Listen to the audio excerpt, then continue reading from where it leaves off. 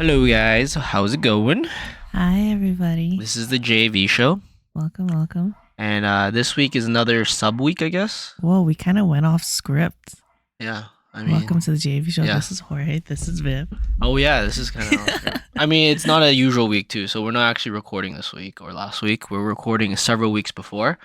Viv's taking some time off, so then we got to record a bunch all together. Yep, going on a few little trips, guys. Yeah. So this week we have I think four to record before Viv goes, just so we have enough to have one every week. I'm away for a bit. Yep. So we are doing something interesting. So lately, I've been talking about in the usual podcast, I've been going to Toastmasters, and in each of the Toastmaster meetings I go to, there's always a table topics. You want to explain table topics? So, table topics is a section of the meeting that happens at Toastmasters where your table topic master, was that the person? Yeah, table topic master. Yeah, the table topic master prepares a bunch of questions to ask anyone at random. And once he picks you, you have 45 seconds, I believe, a minute or 45 seconds to speak. And your goal is to try and essentially express whatever your thoughts are or answer the question and take up that time, be a good speaker, enunciate your voice, project your voice, and think on the spot. It's supposed to train you in being better at interviews, making small talk, and just being a better conversationalist. Yeah, I think it also trains your wit, trains your On the spot thinking. yeah, like your intuition has to be pretty good, and then the other big thing is that you can have a lot of these random thoughts. Like we always go in tangents, but it's very important to organize them properly, or else your message does not come across. Yes, especially when you're thinking on the spot. And in these scenarios, also, it helps you train your usage of filler words. Yeah, yeah, and pauses too. Like learning to speak slower. I think that's the biggest problem I have is I usually speak really fast. Like the thoughts come to me really quickly, and I just verbal diarrhea, just say everything. But then it's not as cohesive. I don't take up the full duration. I think pauses will have better effects. But regardless of that, this is kind of an inspiration of that. So I always thought every time we did table topics, like the actual question they ask is pretty thought provoking. Yeah. Like I think the first one I was ever asked was, if you were on a hot air balloon, what would you see? Right? And well, yeah, but the thing about the table topic is like it's up to you on how you want to like create it or answer the question. I think that every time I've thought about it, my answers kind of changed for the better. Like it's become more descriptive as I thought about it, right? So obviously the first time I talked about it, it was very plain and whatever, right? I just talked about like, oh yeah, I'd probably be like, if it was my dream place, I couldn't really think of anywhere. So I was like, yeah, I'd be looking down Hong Kong. That'd be so cool in a hot air balloon in that like island state kind of thing, and seeing all the density of the city. So that's what I had at first. But when I thought back, I was like, oh, I could have like made a whole story. Like, how am I even gonna get there? I can always still think about like very specific things I want to see, like how you'll feel when you're up there, the breeze, the sun, whatever it might be, right? I think another big skill with table topics is that it allows you to try and train your mind to organize your speech, even though you don't even know what you're about to say.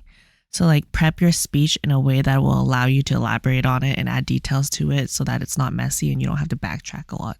Yeah, and it helps a lot too because I guess I kind of get a bit of practice every week doing podcasts because when you respond to someone, you have to almost think on the spot. Like, how do you want to respond? Because you can respond in one way and it might be very disorganized and you won't get your point across. Or if you like think about it and organize your thoughts properly, you can actually be a very persuasive or convey a very good message. Yes, convincing people is a very strong skill, guys. Yeah, but this is not really like that. We're not training our intuition. I'm not gonna like rapid fire questions at Vid. Be like, yo, what would you do if you had 8 legs or something like that, right? If I had 8 legs, I would chop 6 of them off. Ooh, if I had 8 legs, I'd kick 8 asses at once. I was gonna say I'm gonna sell on the black market and invest that shit. That sounds fucking stupid. I think kicking 8 asses at once is great. You're right. You're right. But so I kind of drew inspiration for this, and I thought some of the table topic questions are actually very meaningful and can become like full conversations.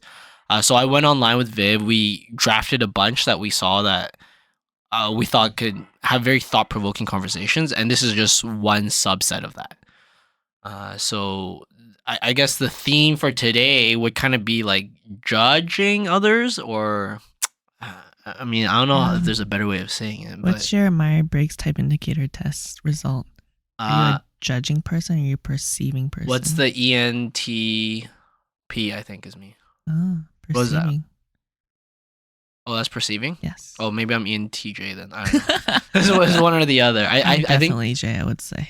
I think the last one changes. Like the time before we last took it, it was something else. No, ENTP or ENTJ. Like the P or the J has changed before. Oh, I see. Yeah. Interesting. Yeah. I don't know. Like, what's yours? You're judgy or? I am ENTJ, I believe, or whatever protagonist is. Dude, you're not ENTJ. That's me. No, wait. What the fuck am I? E means extroverted. N is that intuitive. T is I don't. Oh, maybe I'm INTP. Dude, I'm fucking off. INTP Myers-Briggs. Is it 16 personalities? No, I am not this one. I think I'm INTJ then. The personality types. Nope, I'm none of these. Right. I don't know what the fuck I am. I am E. I don't know why I said that. I am ENFJ. Very, very accurate. I forgot what I was. Whatever Alvin and Liz is, that's what I am. Before. If you guys want to know, we did a podcast on the Myers-Briggs type indicator test. Yeah, it was a while ago. We should really revisit this one day. Yeah. Because it was actually a really interesting one. I am a protagonist, an ENFJ, sorry. It is a person with the extroverted, intuitive, feeling, and judging personality.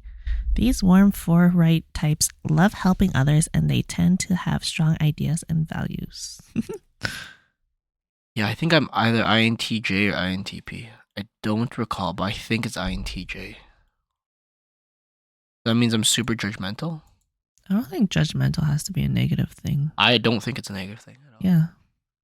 It's a neutral word. Actually, when I said it, I was meaning a positive thing. Oh, okay.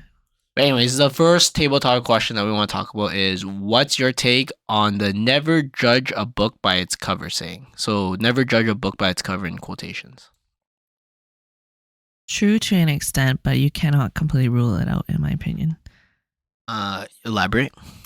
If we're talking about a book specifically, if your book cover sucks shit, maybe you should do a better job at designing it so that people will actually gravitate towards your book. Because if your book is sitting on a shelf surrounded by a million other books, you need something to captivate your audience or your targeted audience to grab your book to read it. And not everyone's going to grab every single book and read the blurb in the back of the book. So your cover actually does something.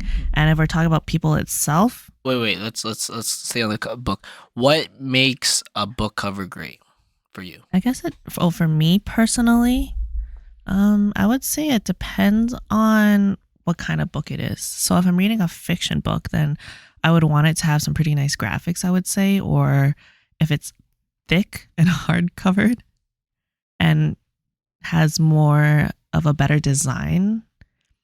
The reason why I say design over like graphics is because I have a version of the Harry Potter books where it's a limited edition version where they had an artist work with J.K. Rowling to recreate the cover and make it kind of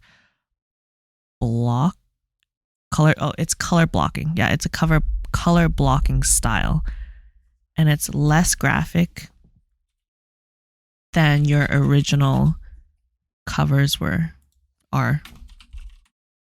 I don't know what. So I would say something that's, if it's a fictional book, something that's more eye-catching, something that seems more well-designed. I'm just so conflicted when you say it because like I have no idea what makes a book cover great.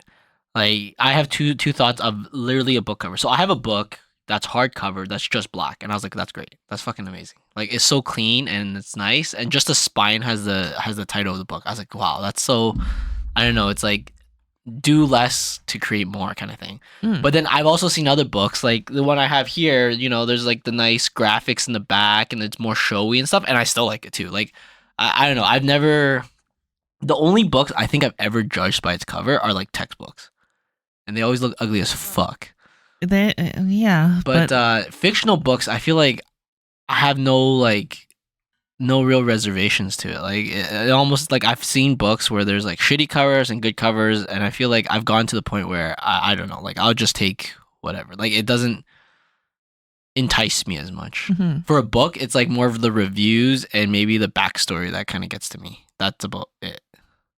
I can see that. I think that for me, it definitely depends on what the title of the book is too.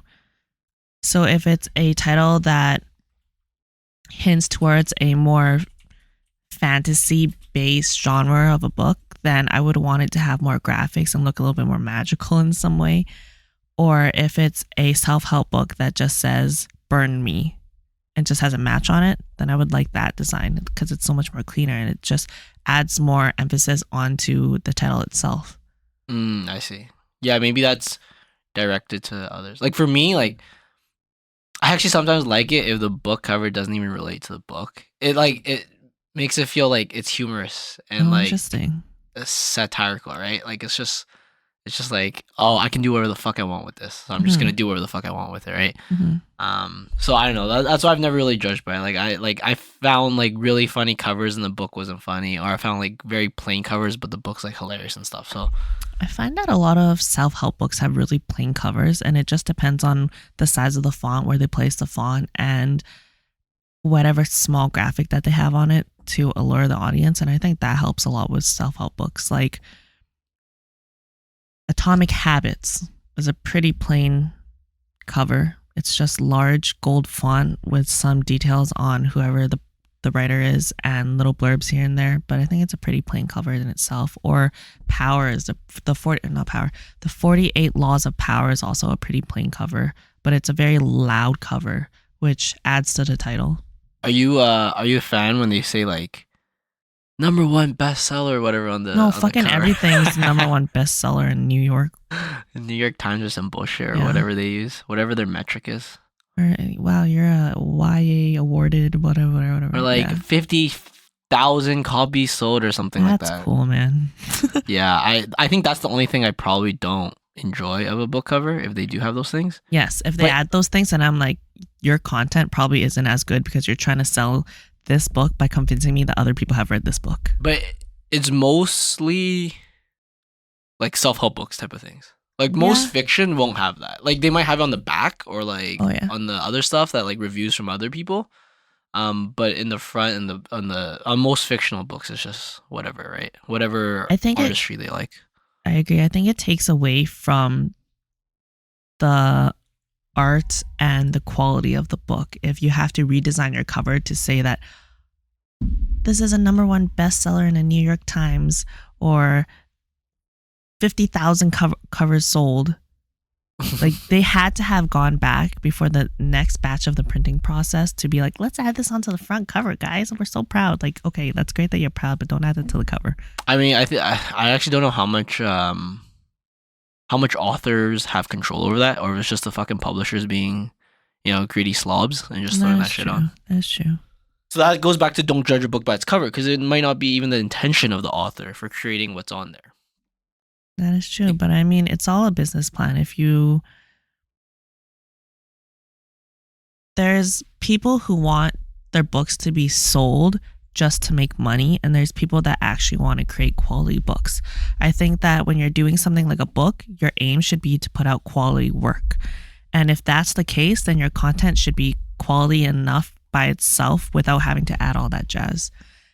Yeah, but what I'm saying is like it's not up to them. Like the publisher would just be like, "Oh, fuck it. The next copy or the next time we print this again, we're just going to add this over 50,000 sold or some bullshit on there." Yeah, but then like if you're thinking about it in a business sense, if a book is actually fucking good, more people will actually buy it. No, yeah. Than no. somebody who only buys it once, never reads it, never recommends it to anyone else. Yeah, no, I understand. I'm not saying what they're doing is right. I'm saying like that's the shit they do because they're dumb. they're not living in the real world. Like they don't understand that shit, right? It's just for monies. Like I don't know. Yeah, I don't know. I don't know how much publishers actually read. At least the business side of things. I feel like they don't read dick all, or they just read self-help books because that's what they like. Yeah, But anyways, never judge a book by its cover. I think it's I say judge a little still, regardless. I think in people it's very different. I think you must always judge. There's always some unconscious bias, but I would say so. Realistically, it's there. yeah, there's always some, like, whenever you meet someone, their first interaction, there is some unconscious bias. But the thing is, if you truly want to know someone and get to know someone, you start with that unconscious bias in the, like, the first interactions, but then you kind of grow from there, right?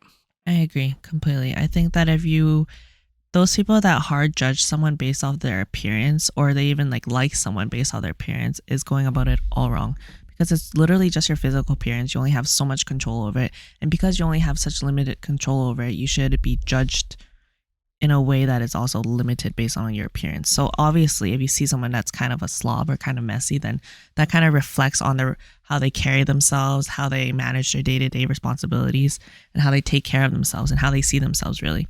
Like, if they look like they haven't showered in a month, then that would reflect on who they are as a person as well. Or if they have, I guess, more of a fit body, then it shows their habits, who they are, how much dedication they have to things. But that all is still very limited, because that's only shows so much of the personality, right?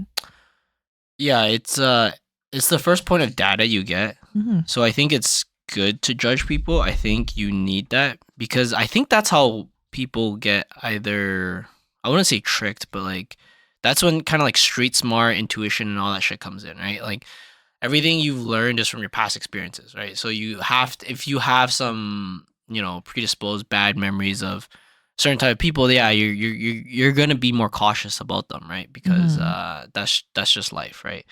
But then I think if people can judge everyone logically and then put less emotions in it, that would be very good. I think that is the key. I don't think the key is not to judge. I think the key is to put less emotion in the judgment.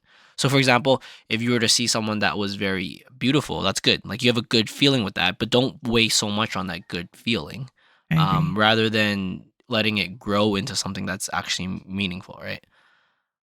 But I think that's that could be a bit of a naive way of thinking too. Because I know, like, some people get burned a lot, right? Like, if they've had relationship with a certain type of person and they're just like, I just can't deal with anyone like that, and it's just something that reflects in their like physical attributes or maybe their first impressions, then it's just like, okay, well, it's easy to say don't judge people, but I think in some ways that also reflects yourself, because even though you get burned so many times, I get that some people would be more apprehensive about going towards a certain type of person, going towards a certain type of look in somebody else. But I think that it's also your own responsibility for your own I'm speaking too fast. Your own responsibility to understand that everyone is different, and regardless of how many times you get burnt, you still have to kind of put yourself out there and restart the slate and heal whatever happened to you before. Like, if you got cheated on by all these people that look like heap eggs, then every single time you meet a heap egg, you shouldn't think that this person's also a cheater. This person's still mean, because he's still an individual that could be also a really nice person. yeah. I mean, so what are some things you judge on? Like, being super honest. I can kind of start. So when I meet people, I judge a lot if they're like super obnoxious. I don't know. Like, I personally hated myself when I was obnoxious when I was younger. I think everyone's probably been a bit obnoxious when they were younger. So for me, it's like instant negative feelings to that. I was like, oh man, this person is gonna like try too hard to get people to like them. I feel like that's what being obnoxious kind of is. So that's like there's a caveat to that. Like, you have to also think that you're a little bit better than everyone else. There's a cockiness to being obnoxious, right? Because there's people that want everyone to like them, but they're not necessarily obnoxious. well, yeah, there is a bit of that type of feeling towards that. But I think that's the first thing I judge the most, is like if they're super obnoxious, I'm just like, I'm not sure. And like, to me, I think it's a larger extent than other people. Like, if someone's very out there, I just take a step back. Okay, like, maybe this person is not my type to talk to. Like, when I have conversations, I like to like speak next to someone and then or within a small group that I'm really close with. I can see that. I don't like conversations going like outside of that realm, like at a party and stuff. Like I rather just talk to someone than a lot of people, right? But if we're all having dinner together and it's like my close friends, then I don't mind talking to everyone at once in like one big conversation, right? But to me, like instantly, if someone's obnoxious, like I don't know if I want a conversation with you. Like that's my judgment. I'm kind of the same in that sense of like if someone's trying to talk to like 50 people all at once at a table, then I would just sit back a bit. Yeah, yeah. And the other thing for me is if they try like I don't even know how to explain it, but like if it feels like they're like the partying type, I don't know how to explain it actually.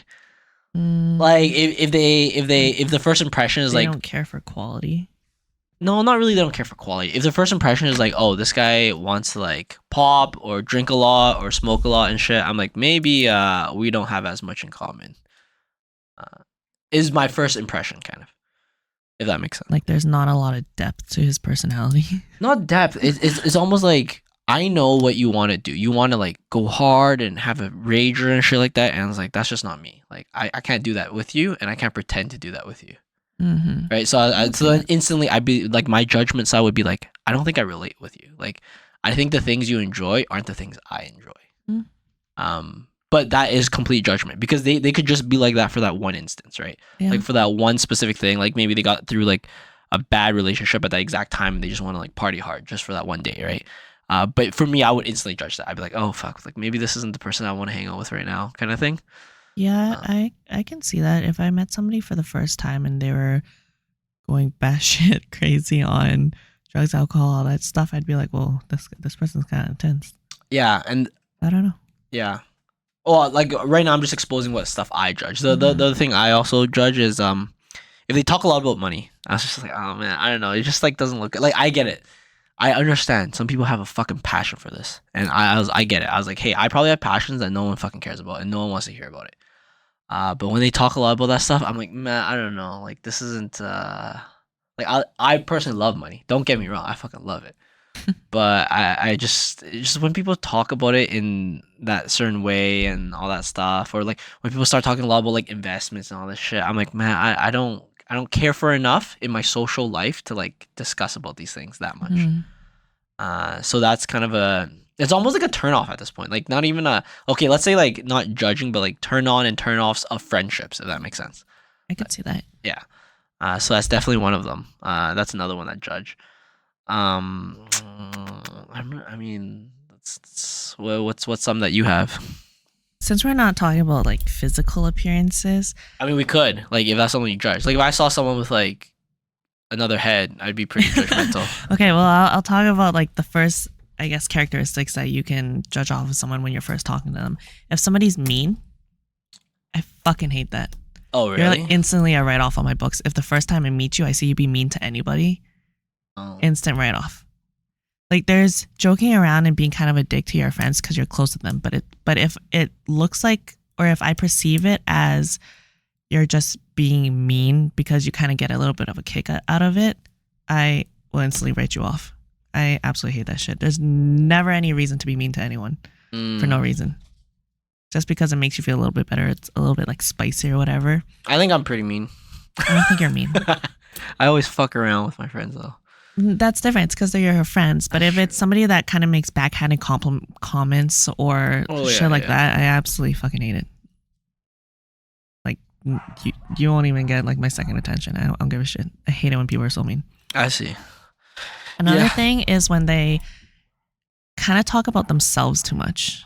Oh. Like they keep talking about, oh, I can do this, I can do that, in a way that's fishing for compliments. I see. Like, an example would be a few weeks ago, I went to a friend's birthday party at a karaoke place. And one of the guys I met there, we all ended up talking about going to the gym. And he kept saying, oh, I started lifting this much. And then that's fine and everything, right? Because we all want to talk about our number. We can talk about our numbers, talk about our progress and all that stuff. But he kept going like, this is good, right? And the right at the end of the sentence kind of made me feel like he kept asking for compliments. So I was like, oh yeah, that's great. Like, good job. It's great that you like lift a lot. And then, but he would keep pushing at it and he would be like, see, like, don't my muscles look really nice and flex? And he'd be like, feel it. And just constantly trying to like probe for compliments like that. Was he doing this to everyone or just you? I mean, just me. Oh, maybe he just wants to get in your pants. Maybe, I don't know, but that's terrible. Yeah, I mean, that's one way of doing it. It's like somebody who really wants their ego fed. Yeah. And tries really hard to get it fed. I don't like that. Yeah. It's like a turn off in general. I'm just like right now, as we talk about this, I'm also just thinking about like, what do I do when I first meet people too? Oh. Anyways, while you're thinking about that, another thing is if somebody, when I'm speaking to them, they use a lot of slang and they cuss a lot. Like if they say things like whatever. Okay, what are the slangs that I hear nowadays? Like on God, lit, bet. Oh yeah. Nar, in like saying no in like an accent. If their entire speech when they're saying a sentence, majority of it is slang, and I'm like, what the fuck? Can you use actual words, please? It's just hard for my ears. But that's so weird because we have friends that do that. We have friends that do it, but not enough for it to be off-putting because what they're saying still has context and weight to it.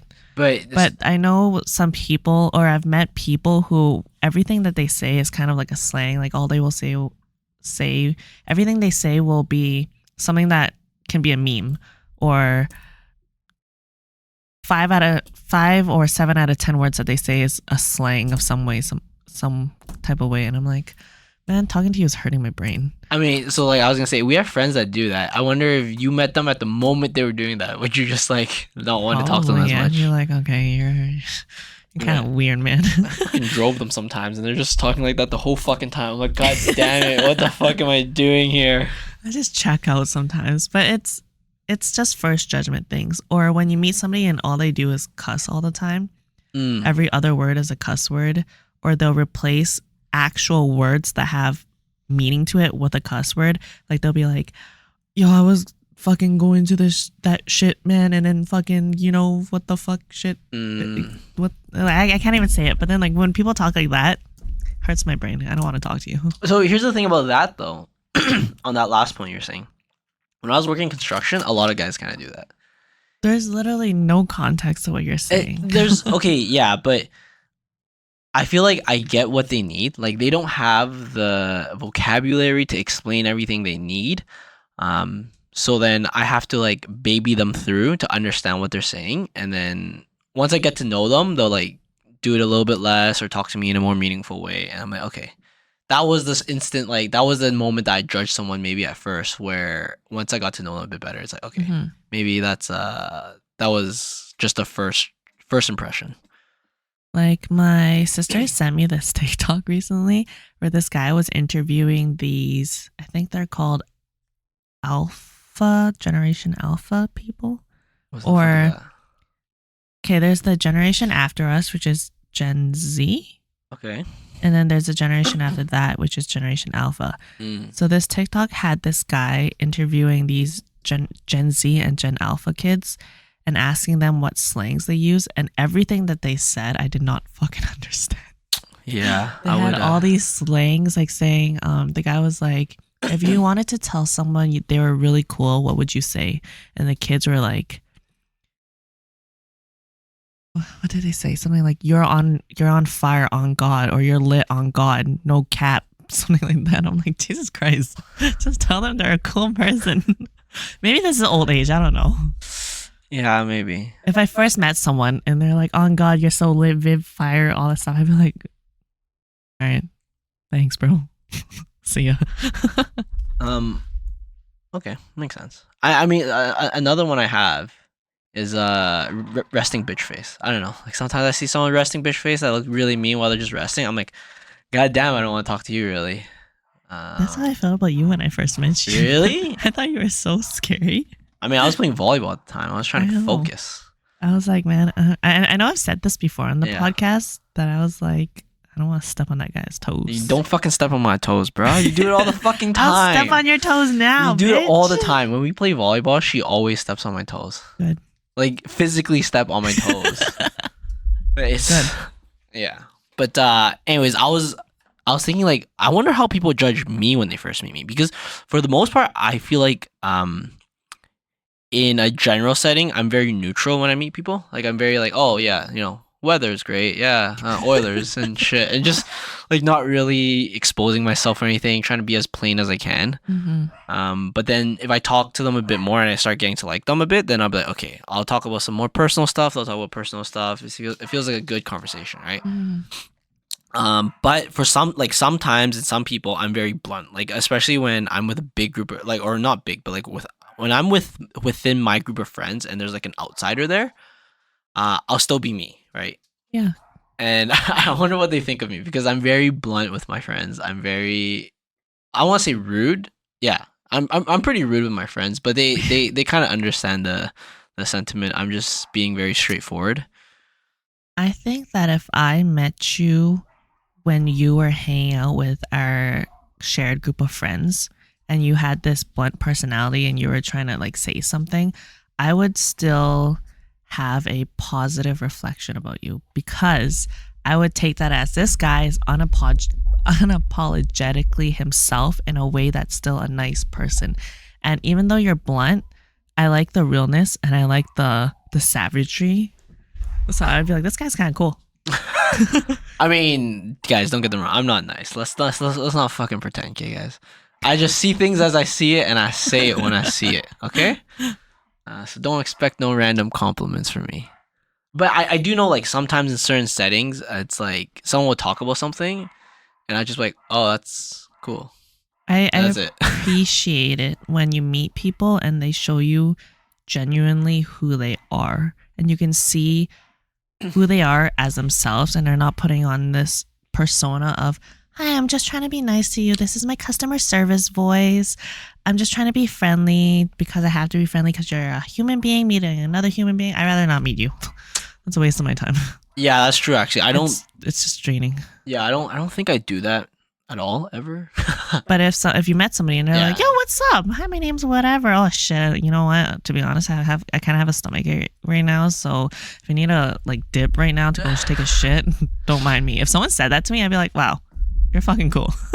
Yeah, no, I feel like even not within our close group of friends, but I do know some people within like say the volleyball group where they're very excited personality and they want to talk a lot about stuff and I have nothing to relate to them. So I just can't talk to them. I'm like, dude, I don't want to hurt your feelings or anything, but whatever you say, I probably won't give a fuck. But even if you were to say just that, I'd be like, that's fucking sick. Yeah, I mean, I don't know if everyone appreciates that, but I do know in the professional world, I don't do that as much. Like I'll just try to be as like neutral and plain as I can. But I do still sometimes like state my opinion a lot. Like in a meeting, if I see shit wrong, I'll just say like, yeah, this is not right? And then I don't know. Like I feel like there's maybe a better way to like soothe these things in. You want to act like an NPC or you want to act like a real person? I mean, I don't know. Like, I feel like there's a way that like executives can like say stuff to make it like, you know how they make it PC, like very corporate, acceptable and shit? I hate that. And then when I listen to it, I'm like, you just fucking tried to shit on someone without being mean. I was like, just tell them they suck. Whenever I see people who have like such a great PC business, professional, corporate personality, I'm like, man, you've been in here for too fucking long. How happy are you with this shit? That you've been able to develop this whole ass personality, this whole ass side of you, this whole ass persona that's perfect. Textbook corporate personality. Like, no, I swear no one actually has that personality. And if you do, then like, great, you're in the right spot. I feel like, I don't know how much media plays a role in it too. Because I feel like, people want to be PC and politically correct and all this bullshit. But I don't know. For me, I just hate that so much. Like, yeah, me too. I just wish I could always say but I also want that too. Like, I want that feedback too. Like, if I suck, I want someone to just tell me like I suck. Yes. Like, just like if I did a bad job, I want someone to just not like that. Like if I did a bad job, I don't want someone to tell me 3 things I did good and then tell me something I did bad. I agree. I want someone to just tell me like, hey, you fucked this up, and I'm like, fuck. Like I'll be like, okay, like I'll internalize it a lot better, right? But if you try to sugarcoat it, I'm like, I don't know, like I don't know what you're trying to say here. Like, I hate it when people sugarcoat things with me. I'm like, you just told me I deserve a raise. That's what you just told me. That's what I'm hearing right now. You just said I deserve a raise, and then you said I did something wrong. That was a small mistake. That shouldn't stop me from getting a raise. You've been having really great performance over this first quarter, but you kind of ruined the entire budget for the rest of the year. Yeah. So I'm like, wait, so I did great or I didn't do good? So we're giving you an office. Like, I don't understand this right now. What are you saying? But yeah, I mean, at the same time, I think everyone appreciates that mentality of like, I like stuff straightforward. Like, if I tell everyone that or anyone that, they'll be like, oh yeah, I love it when someone's very like honest and straightforward and stuff. But I feel like how much does reality can actually take that? Because I feel like sometimes I'm so blunt and I see like some people listen to it and they just can't compute. They're like, how the fuck can this guy say this? But in my mind, I'm like, I mean, like, is this what you want? Like, if this is what you want, like, run down their face. Yeah, like if I sat down with you and had a conversation with you and I said, I love people being honest and straightforward with me, everyone would be like, oh yeah, me too. Everyone fucking say that. But I know some people when I'm honest and straightforward with them and super blunt, I'm like, how did this guy just say that? That's so rude. And I'm just like, I mean, bruh, like you kind of asked for it, right? I think there's definitely levels to it. So everyone should appreciate someone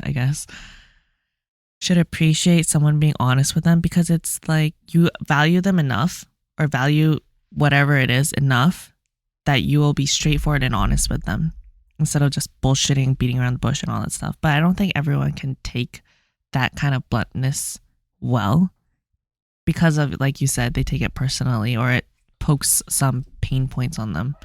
I think some people just really want everyone to like them also. Like everyone, like some people just want to be universally liked. And then when they meet characters like me, sometimes it doesn't work out for them. Guys, because I'm just like, no, like that just doesn't jive with me, I guess.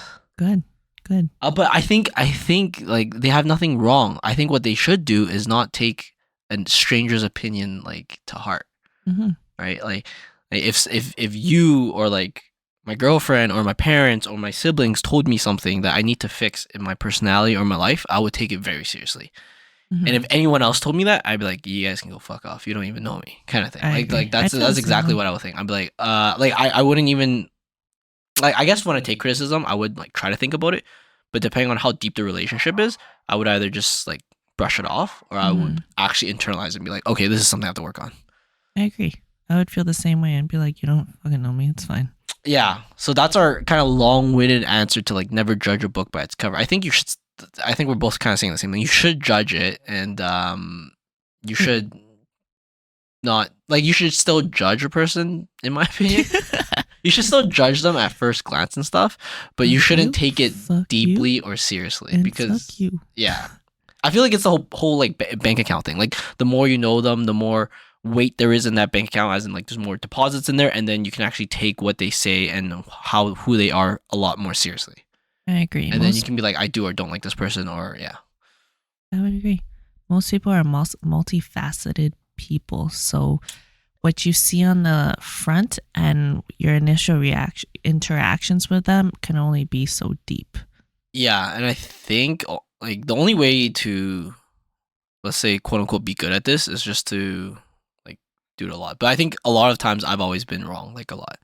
Like a lot of times I judge people and stuff. Actually, all the time. Like I'll always have first impression to like judge them. Like if you guys see me, you know instantly I'm judging you right now. What was your first impression of me again? I thought you have a resting bitch face. Like, what a bad No, I didn't think you were badass at all. I thought you were kind of like a pet.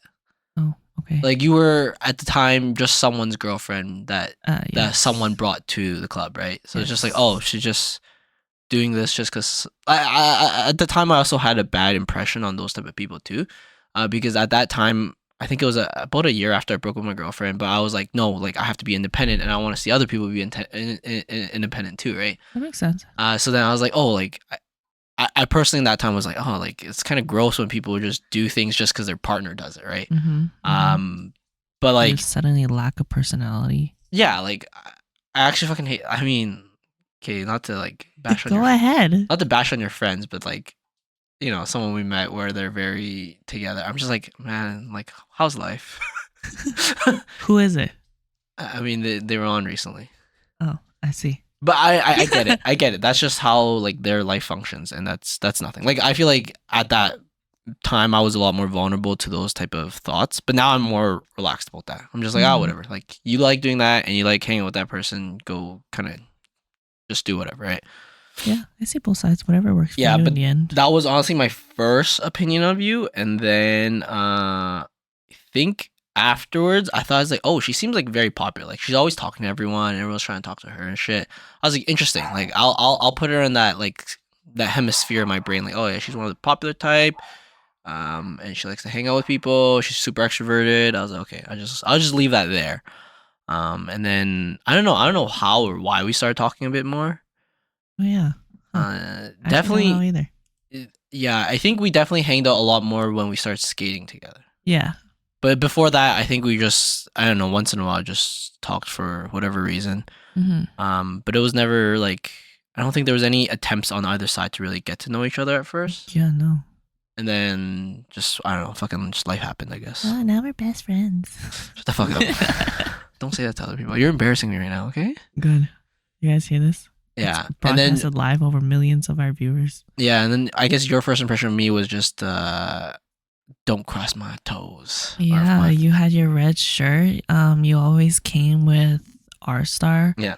And I thought you guys were the best of friends, and you guys are very intense and very into the volleyball game, which I wasn't as into volleyball then, so I didn't know, I didn't get how seriously people could take volleyball.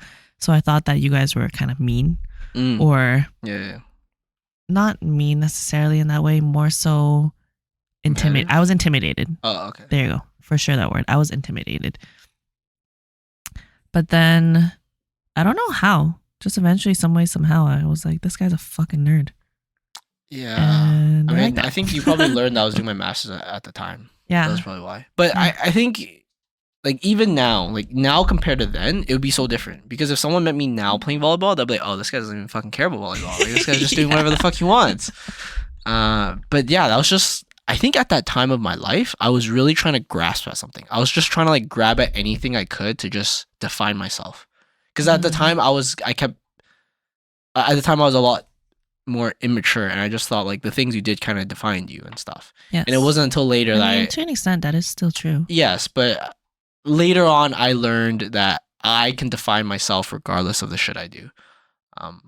Because, I mean, if you smack a bitch, I think you're hit people. I mean, if I punch a pregnant lady in the stomach, you're an abuser. Yeah, but as in, like, I can do where the fuck I want, and I guess I just learned to stop caring about what other people think about my character based on the things I did. I can definitely see a change in your personality in the like years that I've known you, but it's a nice change in a way because it feels like you're more solid in who you are. Yeah, like, it might sound weird, guys, but it feels like I'm more confident with who I am, even though I was already super confident, I think, then. But I think the confidence changed. It changed from, like, obnoxious to, like, this is who I am. Yeah. I agree. I can see it. Like, it changed from being outward to being inward, if that makes sense. So instead of, like, spraying my energy outward to, like, let people, like, see me and stuff, it's more like, I am me, this is me, and that's it. Right? And you guys can take it or leave it, kind of respectable. Thing. Yeah. I mean, I've seen you change quite a bit too from I guess I didn't have good first impressions of you, so. But I mean, over time, I still learn stuff about you, and you're very creative and stuff. So that's very cool. Nice. All right. So next question we have on this whole random topic, and if you guys are wondering, we literally just searched table topics online. We just found a bunch of questions that we want to talk about. This next question is: what would you do differently if you knew nobody would judge you?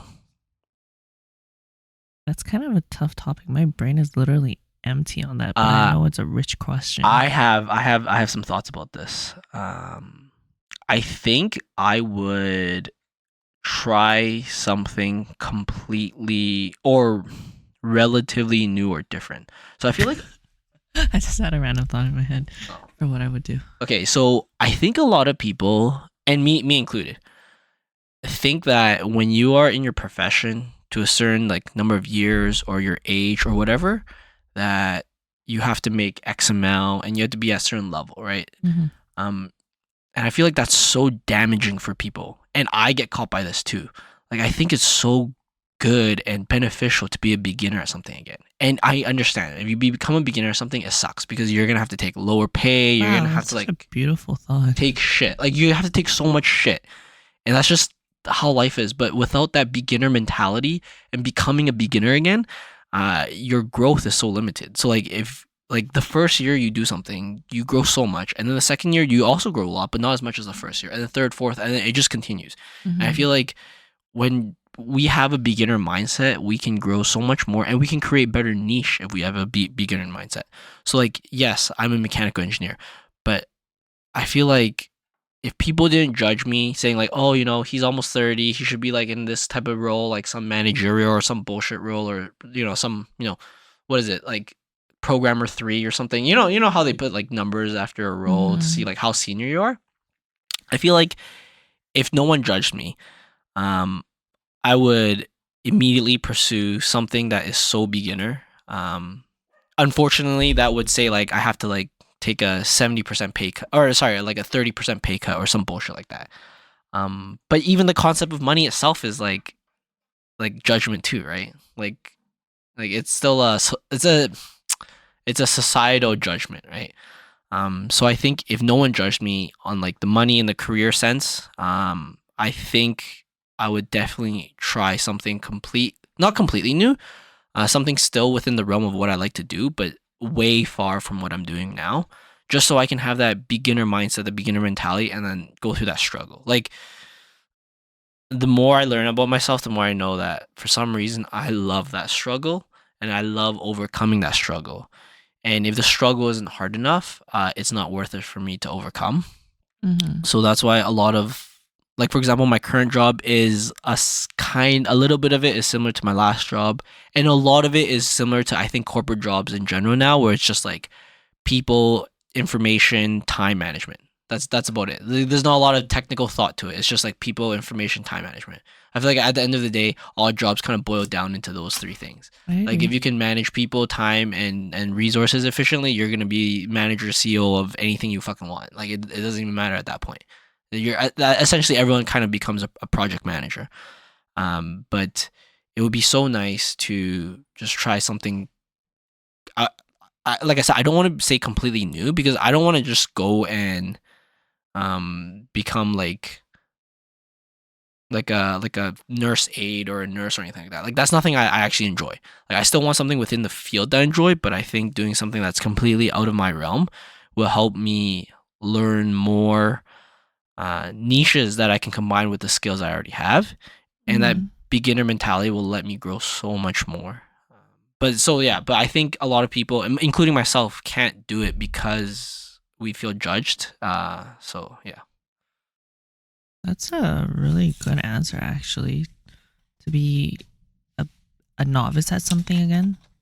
Yeah. I wrote a few points down while you were talking, and a lot of these, or half of them, are kind of just stupid shit, and the other half is more, I guess, career based. So I think one thing that I would do is that I would try to pursue a more artsy career, because I think I'm at my core quite a creative person, and being in the tech industry, it kind of limits you on how creative you can be. And I really miss the times when I had more time in my day, or just more time in general. I guess that's quite an excuse, because I just have to set aside time if I really wanted to do this, to write, draw, paint, do things like that. So more often. So how would people judging you? Because I feel like when you pursue an art career, it's, unless you're very popular and famous and your work takes off, then it's usually considered a struggling career regardless, and you won't be making as much. Yeah, it's the starving artist mentality. Yeah, starving artist mentality, and you're constantly kind of grinding. I think that's something I would explore more if I would be judged less, but also that's with the caveat that you'd also obviously get a pay cut, and that's something that I also don't know if I would be willing to risk for that. And along that same line, it would be quitting my job and just going back to school full time to do like a master's full time, and then continuing that, because I freaking love learning. And if I didn't need to worry about like a career down the line or like money and all that stuff, I would just keep going to school. Another thing would be putting myself more out there in terms of being like famous. Oh, you want to be famous? Not famous so much, but I think that a career that would be a lot of fun, that if I had the opportunity to try it out, I would take it. But in order to do so, you would have to really put yourself out there, would be becoming like an actress. Oh, I was thinking the way other way. I was thinking about OnlyFans or some shit.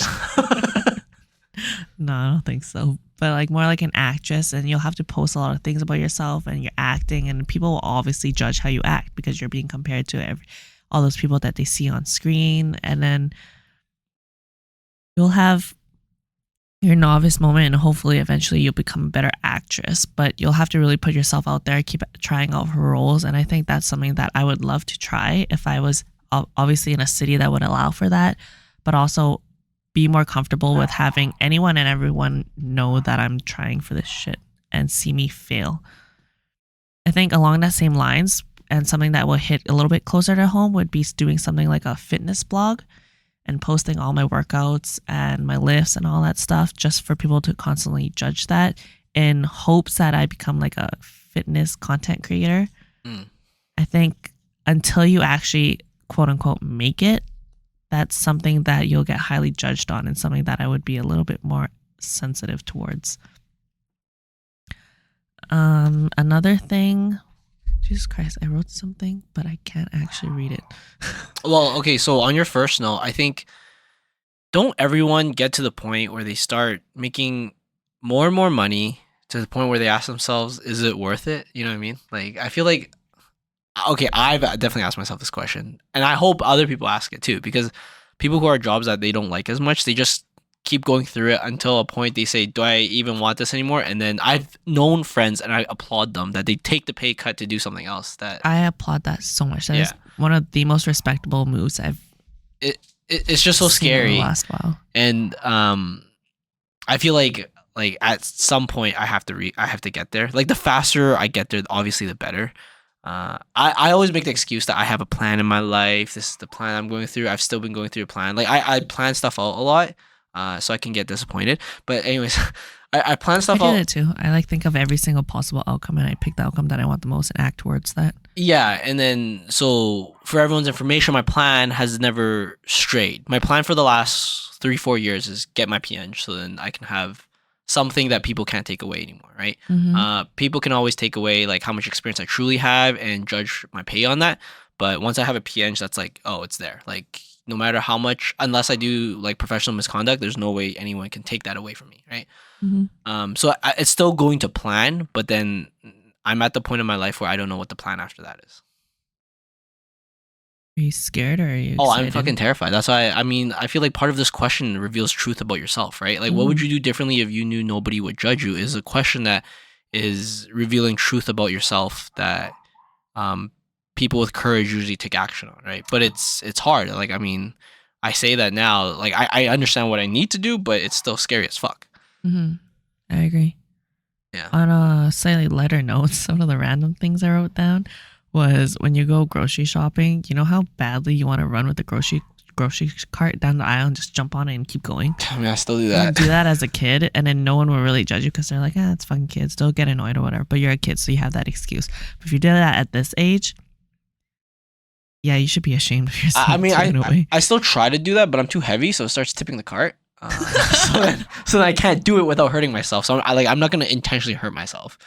Like, there's a fucking grocery store shenanigans, but if you're actually being a delinquent, then that's another story. And I think at this age, you'd be seen more as a delinquent than not. I mean, even amongst not my like close group of friends, but some people I've hanged out with, they still play the penis game at the grocery store. So I've done that too. I mean, this is what it is. I personally don't really indulge in that too much. I don't really care for, I don't know. There's a time and place sometimes. I mean, I feel like, yeah, the best time is if you're high or something, or drunk or whatever. But the best time. Another thing I wrote down was I would dress slightly differently, but not in the way that like the way I dress right now, I quite like it still, but I would dress in a way that's like freaking princess ball gown on a random fucking Tuesday. I mean, you could do it. I think I think that's a bit much. I used to do it in kindergarten and preschool. I would wear these ball gowns to school. Just do it for your birthday or some shit. Yeah, maybe not. It's a little bit impractical, but you know, I would so do that, or dress up as somebody from a post-apocalyptic era. Oh yeah, you know how they have like all Mad that Max tech kind of gear thing, and Mad Max stuff. That'd be pretty cool. One thing I just thought of. Again, I think the things I think of are really deep. I think you're thinking of like really nice things, like very light things to talk about, which is nice. The other thing I thought about is like I would take a leap year, like a gap year, like right now too, like in my adult life. Oh, I'd just be like, fuck it, like I got what I need in my life at the moment. I'm just gonna go and like travel for like maybe not a year because I actually hate that. Uh, like maybe a month or something like that. I don't know. Like I have thoughts on traveling like that too. But I'm surprised you mentioned that because I don't think many people will actually judge you for that. I know a lot of people who are planning to do that or have done that. it's not. Especially in the last 2 years, actually, I've known like I would say over a handful of people off the top of my head that's quit their job because they just want a freaking break. Yeah. So it goes back to the first thing I was saying, where it's like take a job that you actually like that's completely not really in your field. It's the same type of judging mentality about that. It's like it's not really like I understand if I did it, everyone would applaud me and say I'm very courageous and shit. But it's like there's still some judgment to it where it's like, hey, you know, it's almost self judgment, but it's like, hey, you know, you're this age, you know, you should be, you know, making something like this. You should be in this type of position. This is how your life should be according to other people. But yeah, I guess for me, it's just a little bit of courage, you know? I need that fucking. I think so. We have some close friends that are going to do that. Oh, really? Yeah. That's cool. That's cool. But, okay, so the other thing that affects the fact that you do it or not, to me, is that I feel like I've learned nothing. Like, I feel like throughout my career, I was like, fuck, I feel like I've done fucking nothing in my career. But then if I actually truly look back and I actually, like, name the things I did, I'll be like, oh, I actually did quite a bit, right? Yeah. But my feeling is like I feel like I did nothing. So if I were to just leave, what is the value I have when I come back? Like you're killing your potential right now. Yeah, but then I know that, you know, that's not the way you should be thinking about things, and there is always potential, but I just feel like I haven't accomplished much. But I guess other people can say otherwise, right? Like I'm very self-critical. So when I think about myself, I was like, what the fuck have I done? Like at least if I done something kind of meaningful, then if I ever left this space in my career and I just want to come back, it would be like a no-brainer for people. They'll be like, oh yeah, this guy's good. He's actually done this before, right? I personally feel like I've done nothing. My colleagues, you know, try to cheer me up sometimes when I have this kind of mentality. I don't really listen to them, but yeah, that's kind of a bit of judging too, right? I definitely relate. I think I'm very self-critical too. I think I do nothing and I'm not nice and I don't do anything for fucking anyone or myself. Oh, like I don't care about doing stuff for other people. I just like what have I accomplished is kind of my thoughts. A lot, yeah, same here. I don't think I've accomplished anything. I've done shit all with my life. Yeah, it makes me a little sad. I mean, sometimes when I tell people I have this podcast, depending on who it is, I'm like, I don't know if I actually want you to listen. Why? I was like, I don't want you to judge me right now, bro. You should go on the podcast. Whoever you're talking about, fuck you. Yeah, fuck you. If you're judging me right now, fuck you. You know exactly who you are. Something that's lighter, again, is that I would get more tattoos in places that are a little bit more taboo. Like forehead?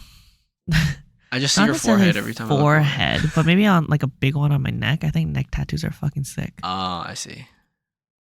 But I think that that's a decision that I would never do in this life because I'm grateful for the amount of tattoos and the amount of tattoos that I plan to have because some occasions I want less and some occasions I want more. And I think that the tattoos that I plan to have is basically just a sleeve and a bunch of shit on my back. But I think if I had it on my neck, then there would be periods where I would regret it because I would think that in certain circumstances, people would judge me for it. Like if you're in a more, I guess, classier setting or you're around your elder family members or somebody that you want more, I guess, you want to kiss their ass or you want more respect from. I think that tattoos on your neck are a little bit taboo still. Right. And yeah, that's something that I would do. Back to a more serious note. I don't know. I feel like I would, if people didn't judge me at all, like the question is, what would you do differently if you knew nobody would judge you? I think I might express my emotions a bit more. Oh, what the? Like, I think like sometimes, so for example, in our relationship between me and Viv, sometimes I'm like, oh man, she's like the best. Like she's like doing really great right now. I love what she's doing. Like I just want to like hang out with her, and this is great. And then sometimes I'm just like, heck? and I've then never heard this. and then sometimes shit before. I'm just like, I fucking hate you. Like, what are you doing? Like, why can't you just come on time for once or something like that in my brain, right? Yeah. But I feel like if I had a way to express that a bit more, maybe that's too primal. But I feel like it'd be nice if people can kind of express that, because sometimes I want to tell my friends like you're being a like a dumbass right now or something like that, or like I don't like what you're doing right now. But I feel like sometimes I can't say it because it's not appropriate, or it's like there's some like societal mask or whatever, and you're just like, okay, maybe this isn't, or like maybe I should be more empathetic and just be a little patient with them and not like tell them the shit parts, right? But I feel like if you're able to tell them the shit parts, I want to also be able to tell them the good parts, right? Yeah. And I feel like if people didn't judge me as much, I would do it more. Like I would tell my friends like, oh, right now I'm attracted to you. Like right now your personality and who you are, like I'm attracted to this. This is like good energy, and I really like this. But if I'm able to do that, then I'd also have to be able to do the opposite. Be like right now, I don't really like you right now. Like I don't really want to hang out with you right now. Yeah. Just because your energy right now is like kind of like I say energy, but I can be very specific, right? Like you're doing this or you're doing that, right? I'm not a woo spiritual guy that talks about like vibes and like and energy all day, right? But yeah, like I think that'd be kind of cool, because you would get straight to intentions and meaning very fast if everyone can do that. But I think most people can't take that. I think that's really respectable. And if you're able to do that with someone, then that kind of shows the level of friendship and quality and depth that you have between you and the other person. Yeah, but I actually don't think a lot of people can understand, or they might like take it too seriously. Right? Because there's a spectrum. Like I have friends that some days I'm like, oh, I fucking love you. Like you're the best person ever. And some days I'm just like, why do you have to ruin everyone's lives? Like, you know what I mean? Like there's both, but I can see but it. there's the two extreme, right? And most people don't express those extreme because they can't express the bad side of the extreme. That's therefore they can't accept the good. They can't express the good side of the extreme, which is fair. They moderate their expression towards other people. I think it's also that on both spectrums, when you say that people take it too personally, I think, yeah, on both spectrums, taking it too personally can be bad. Yeah, they'll be like some days I'm like, wow, I actually really like you. Like if some imaginary world we're both single, this would be like great. You're the best person to have a relationship with right now. Yeah. And then right next, like the next day or like the next hour, you'd be like, I fucking don't want to see your face ever again, right? And those would be the extremes. But I mean, I feel like if nobody judged me, I'd be like, oh fuck it, yeah, like I'll go ham and do all of that, right? But I feel like there's some obvious societal reasons you can't. I actually really like that you pointed this out. I feel like this is a part of the human experience that a lot of people don't talk about, because there's all these unwritten rules about things you should say to someone and things you shouldn't say to someone. Like if you have a friend that, like you just said, if you felt that way, then you, in a better scenario, you'd be able to express that, but be able to also express the opposite and be like, yeah, you're actually pretty fucking annoying right now. Yeah. Or this is a really ugly characteristic that you have. Yeah, I think you'd be able to express both sides and know that even though it doesn't fall along the lines of society's rules about what you should say to your friends or how you should interact with other people, because it might make you a dick or it might like push and pull some lines, I think that we're all human. We all kind of understand these things and we all feel these things. But then for some reason, a lot of people don't want to address it. Yeah. I think there's a veil society has built around us. So like so this is going to sound very dumb, or not dumb. This is going to sound very gay. Okay. Let me just put that right there.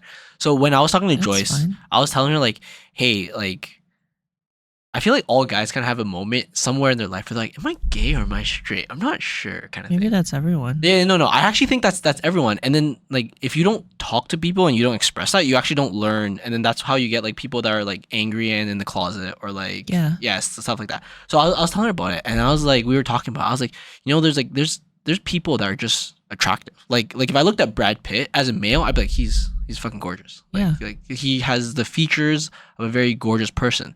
And that's a physical sense. But you can also think of that as an emotional sense. Like, this person has such great personality, or I really like that this person does this. Yeah. And usually those people like are like my best friends. Like, that's why I'm best friends with them, because they do these things very great. Doesn't mean I'm attracted to them in any way, right? But it's also nice to talk to, like, for example, my girlfriend. We're very open about that stuff. Like, we talk to each other about, like, oh, like, why do you feel that way? Like, and things like that. And then it's same with like people too, because sometimes you're very attracted to someone. Yeah.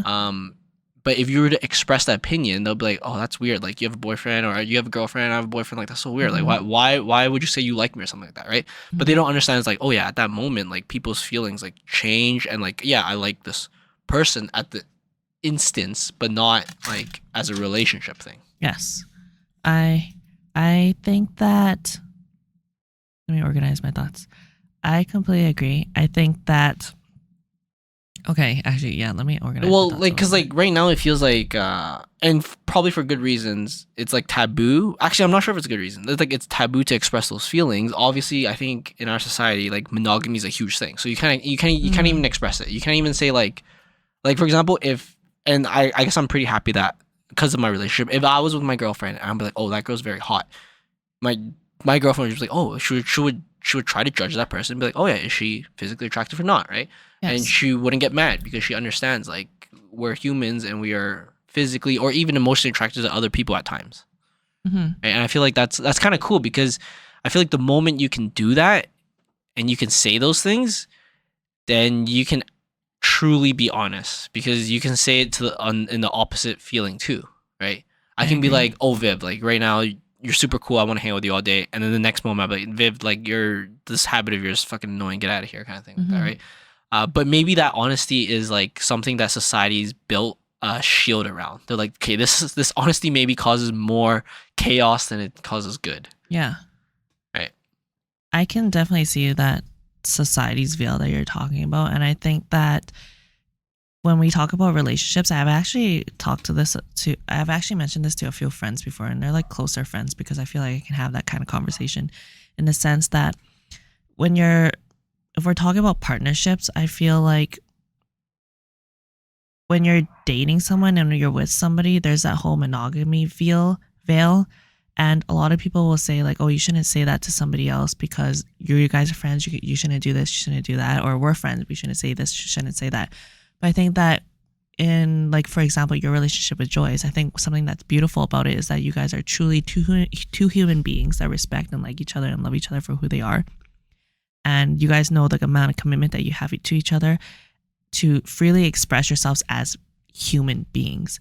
And when I say human beings like that, I mean that something like feeling, oh, this friend is really cool right now, I really appreciate it, and I find these qualities in them really attractive, and I wish I would be able to express that to them, but because of my state of my relationship, I can't. I think that if you were, in a sense, realistic about your human experience and all that, then you would be able to be like, hey, this is not something I can technically control. Like, you can't control how you feel towards someone, and to be able to express that doesn't necessarily mean that you're like cheating or anything. This is just how it is. So an example that I gave to one of my friends before was that if I was in a relationship with someone and they told me that they currently had a crush on somebody. Okay, if I was dating person A and person A was like, hey, I kind of met somebody and we click really well, and I'm kind of akin to them right now. I'm kind of like, you know how when you first meet someone, if you click with them really well, you're like a little bit obsessed over them. You're excited about this new friendship. If I was dating someone and person A was like, hey, I met this girl named person B, and this person, actually, we click really well in ways that you and I don't. I think that your typical relationship, or I guess, quote unquote, typical, the person, or I, in my sense, would be like, what the fuck? Who's this person? Like, are you going to cheat on me? Are you flirting with them? Whatever. But I think if you're being realistic about the human experience, you'd be like, if we're trying to be partners for life, then we're going to push and pull. We're going to ebb and flow. There's going to be moments when you feel like you're not as close to me. You're going to have moments when you feel like you're closer with somebody else.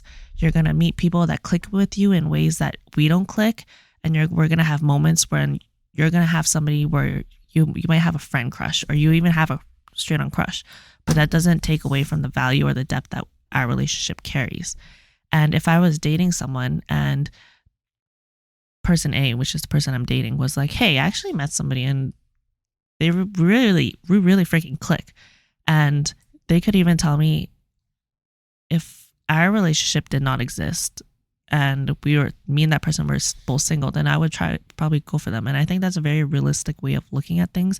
And if I was in this relationship and they said those things, I'd be like, oh, that's nice. That's nice that you have a little crush. That's fine. You can't help how you feel. People are going to click with you throughout your whole lifespan. You're going to find somebody that clicks with you more.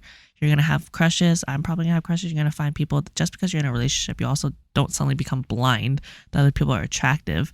You also don't suddenly have no feelings towards anyone else. You obviously also can't be triggered and attracted to somebody else. And if along the lines of what you were saying, I think if we're really realistic about all these responses, then it would make it a lot easier to converse with friends that way or like accept these things. And I think that what I'm guessing is that you and Joyce have that relationship where you can say these things like, hey, I kind of have a crush on this friend right now. Or, hey, this friend I think has these really great qualities. I feel this. What do you think?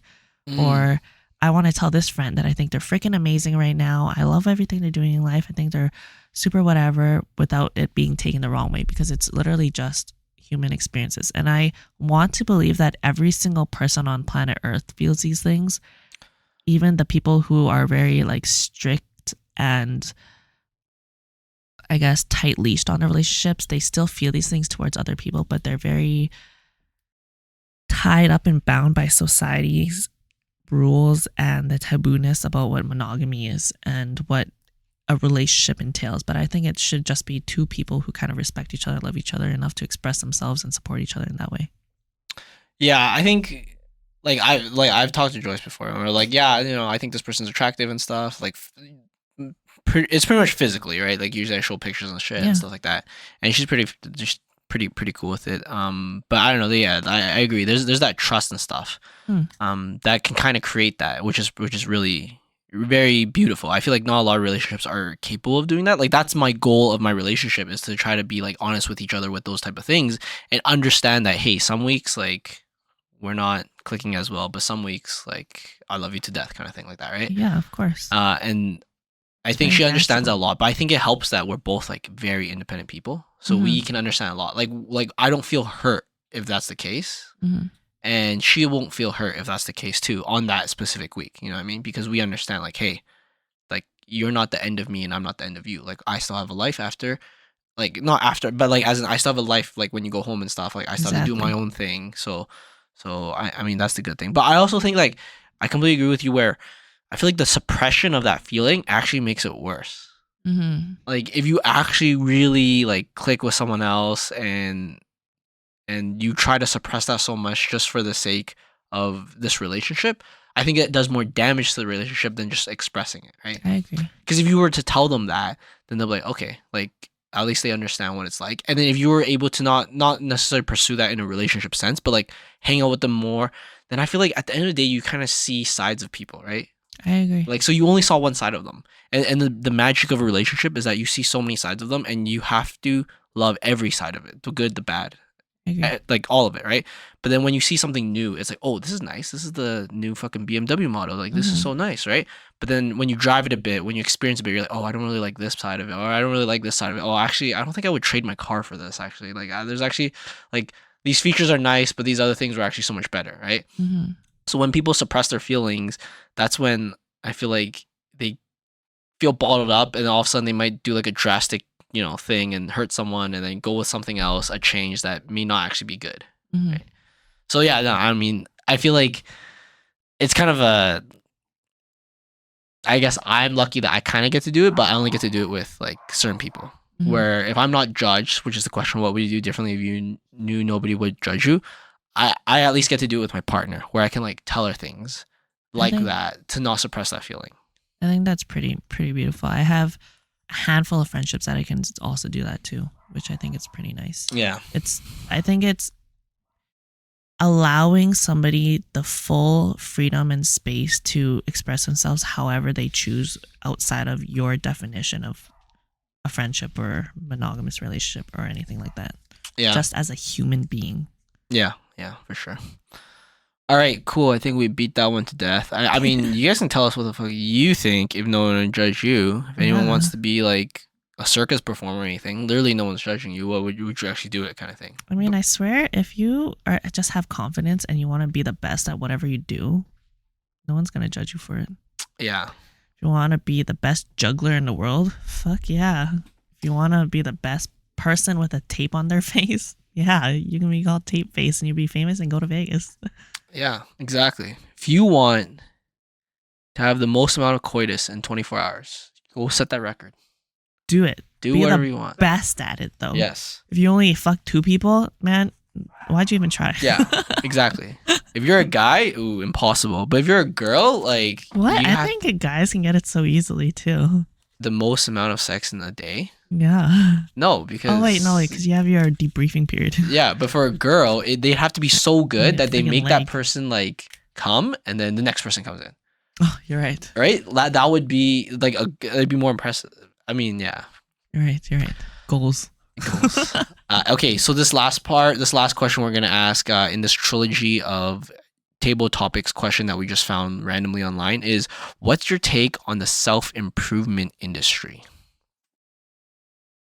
I think that in the last 10 years, I was going to say 5, but I feel like 5 years is actually not as far away as we thought it was because COVID was like 3 years. So in the last 10 years, I appreciate how society has taken more of a forward step and has taken the made it less taboo to talk about mental health and wanting to improve yourself and the inner workings of what it actually is like to be a human being and what we all struggle through but previously wouldn't talk about. I think that's a really nice move or a really nice direction that the self-improvement industry has turned towards. But then I think there's also a lot of people who just talk out of their ass and give bullshit advice. And it's like toxic positivity that's terrible. I see. I think...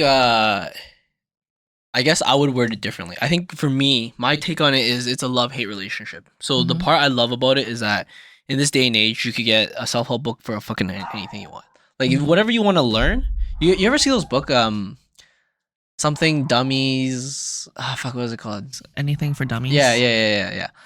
Like it's so great that you could, if you really wanted to, you could learn anything you want right now. If you want to build a rocket, you could literally go and get enough books to read that are simple enough to build a rocket. I don't suggest anyone do that, but you could. That's the love part of it. The hate part about it is that when you bottle up all these very complex things that you try to do into this one like 100, 200 page book, it just feels so dumb and unrealistic. And I feel like a lot of people like think that they can just do something just from reading a book. And I feel like I don't know if it's the readers or the author's problem, but there is a problem somewhere where people don't value enough of just repetition and hard work. Like they just think that, I'm going to read this book and I'm going to be a finance guru. And I'm just like, dude, like I'm almost certain most finance gurus lost more money in the first 3, 4, 5 years of their life than you've lost in your entire life, kind of thing like that, right? Yeah. Like they've worked hard, they've taken the risk. Day traders. Yeah, and they've actually done like research and like put in a lot of effort to get to where they are. So then the hate part about it is like, I just hate how they make it seem like it's so easy to just do something that shouldn't be that easy.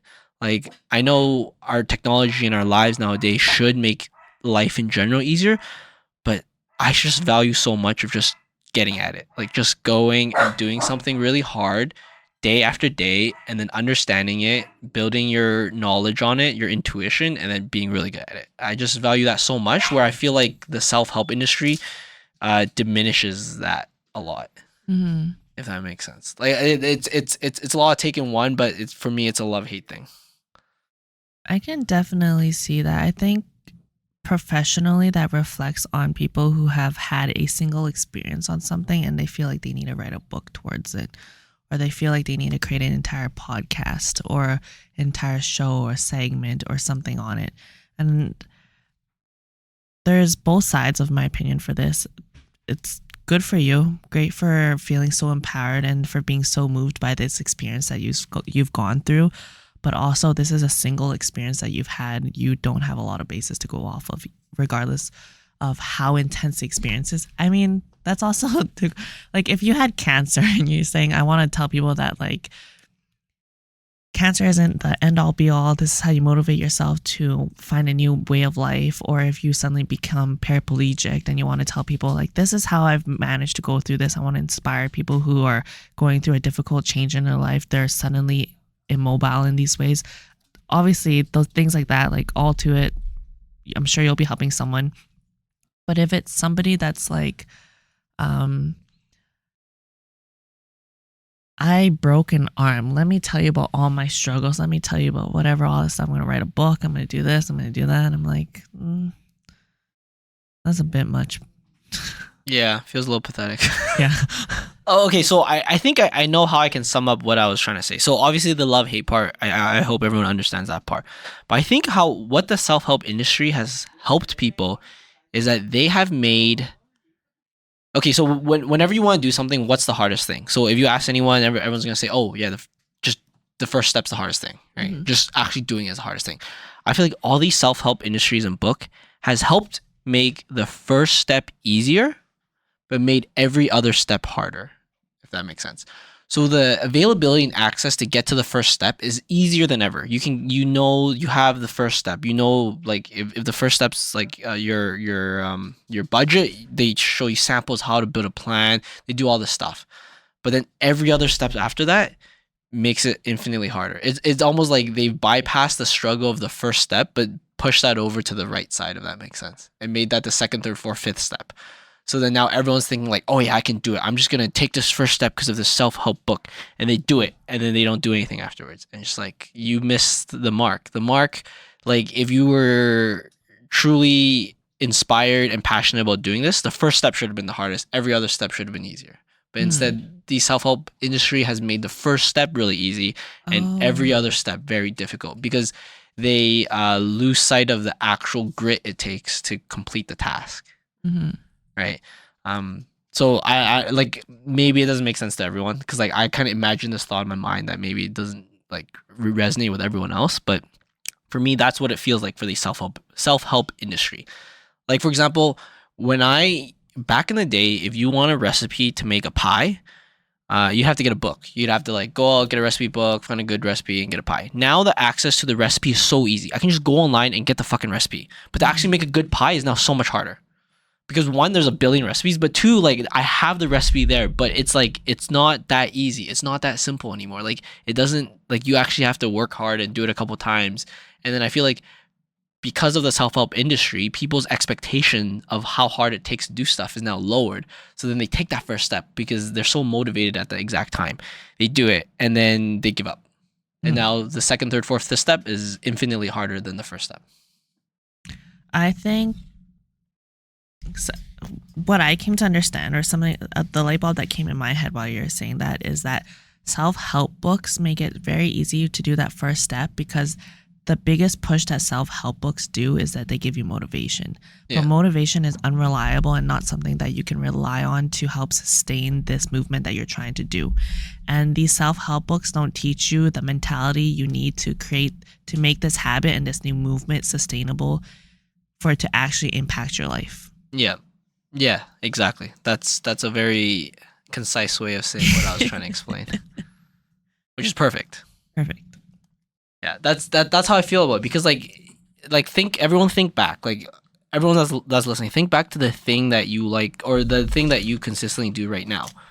When I started working out, I barely really read anything. I just went for it, right? Mm-hmm. And then I started learning more, and then I started reading more about it. Like no self-help book helped me start working out. And that goes the same with my like meal plan. Like no self-help book really started. Like I read a little bit about calorie counting shit, and then I just tried it and I failed, and then I read more and then I tried again and it failed. Like I feel like books put it in a way where they're like, oh no, you can bypass all the failures, and by listening to all these steps that I'm telling you, you can skip all the time wasted with failures. But it's like, no, you need those failures to actually get good at something. Right. I agree. And that's like the information they try to insinuate to people and try to like force into their head. That's like, oh no, you don't have to suck at anything. You can be really good at something. Just follow these 12 steps. Motherfucker didn't even say that it took like 10 years to learn these 12 steps properly. So how could someone learn it within a day? Like I know it doesn't cover everything, but for me, whenever I like fuck up at something, especially at work, I learn that so much faster. I agree. I think that when we're talking about the gym, it's like when friends message me and ask them to show them around the gym, that's a great first step.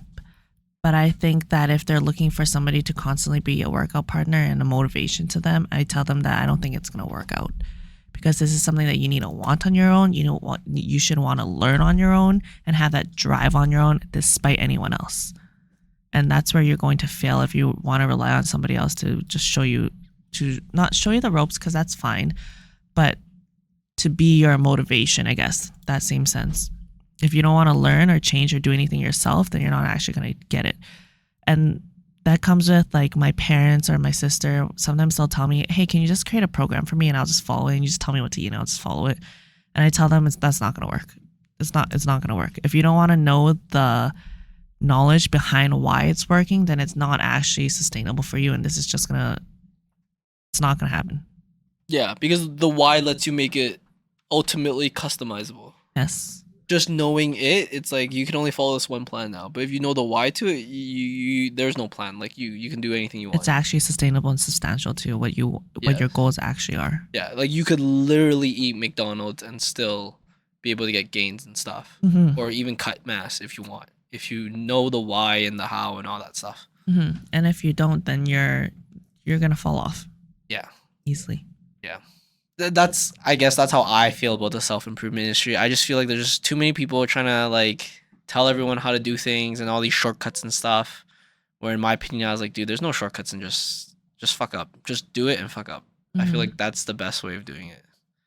I think that on a silver lining note, or a good note for the self-help industry, is that something that really resonates with me is that because I'm somebody whose first love language is words of affirmation. You know how there's a lot of people that have their own podcasts and they have all these quotes on all these things to live by? Some people may look at it and think that it just creates a more overly saturated environment, and everyone's just kind of spewing shit out of their ass, or they're just repeating what somebody else said. But for somebody like me who really values words of affirmation, picking and choosing specific words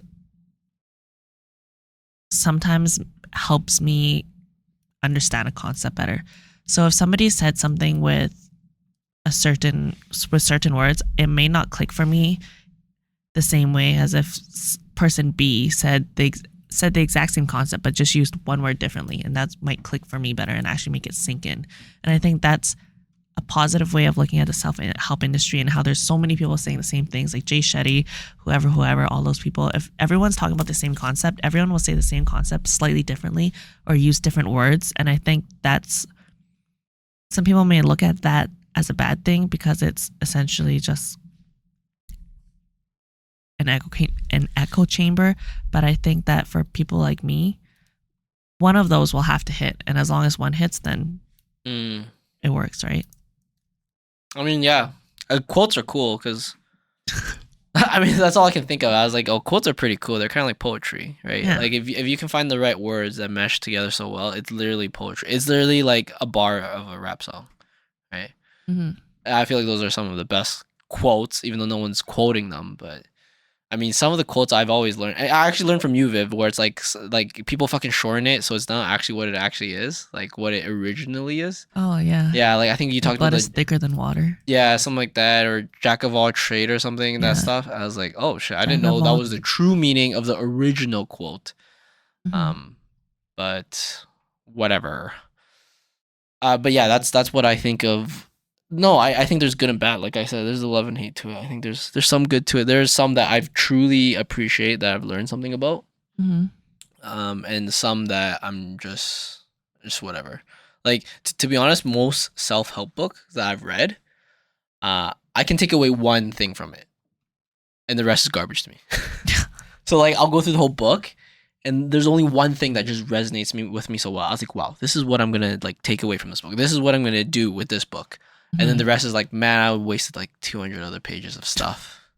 Right? But maybe I had to go through that shitty 200 pages so I can learn that this one thing was just gold, right? I had to dig through all the mud, which is the 200 other pages, to find that one paragraph that's like, wow, this is something I can change in my life.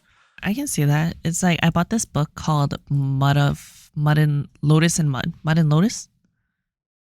Lotus and Mud. One of the two ways. And it's a self-improvement book. And the whole book was pretty fucking boring, except for this one line that still has stuck with me today. And it's learn to suffer well. And that's how you become happier in life. Because the whole book talks about a lot of concepts, but this one line nailed it in for me, because the concept is that like life is going to have bad times and good times. And usually people, when bad times happen, people will be like, oh, why is my life like this? Why does this happen?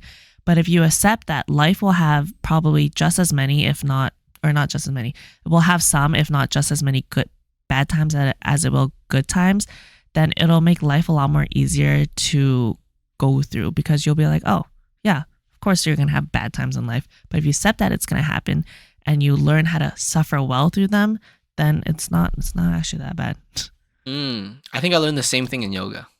Oh. In hot yoga, my instructor would be like, embrace the pain, embrace the suffering. I'm just like, yes, sir. Fuck yeah. I'll do it.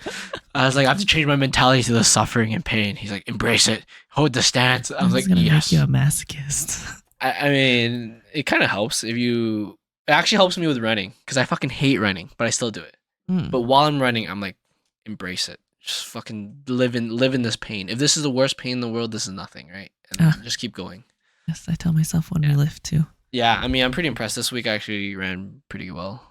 I improved on my speed a bit, which is the goal, so that's good. But anyways, thanks for tuning in on this random table topics. I guess, what would we call this? We would call this something about like judgment, right? Judgment and self, or just judgment? No, this is judgment. I guess our take on self-improvement industry is also something about us. We're judging the self-improvement industry. So I guess this is how we judge you fuckers, and this is how we judge things, or this is what we think about judgment. I think there's some cool stuff that you guys may or may not take away. I don't care. But yeah, this is us. Well, I think something that off the top of my head that I judge people regularly on, are manners. Oh, I have pretty shit manners. Especially in volleyball. Like, holy shit. Our last game, the other team was so mean. Oh yeah, okay, no. I'm pretty well behaved. Anyways, yeah. I don't BM anyone. Whenever it Things comes like to competitive saying please shit. and thank you are big for me.